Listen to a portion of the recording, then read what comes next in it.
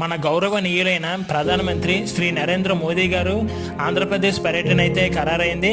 ఇక ఈ ఆంధ్రప్రదేశ్ పర్యటనలో భాగంగా కొన్ని బహిరంగ సభలను అయితే ఏర్పాటు చేయడం జరగనుంది.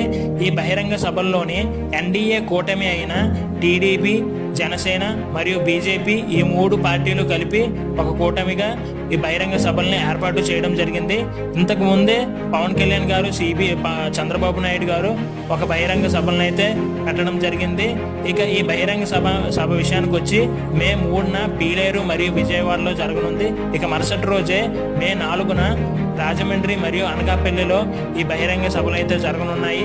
ఈ బహిరంగ సభలోనే టీడీపీ జనసేన యొక్క మేనిఫెస్టోని అయితే రిలీజ్ చేద్దామని అనుకుంటున్నారు. మేనిఫెస్టోని అయితే రిలీజ్ చేస్తారు. ఈ బహిరంగ సభలో మీకు ఏ విధంగా అనిపిస్తుందో కిందనైతే కామెంట్ చేయండి. అదేవిధంగా మన ఛానల్ అయితే లైక్ మరియు సబ్స్క్రైబ్ అయితే చేసుకోవాలని ప్రార్థన.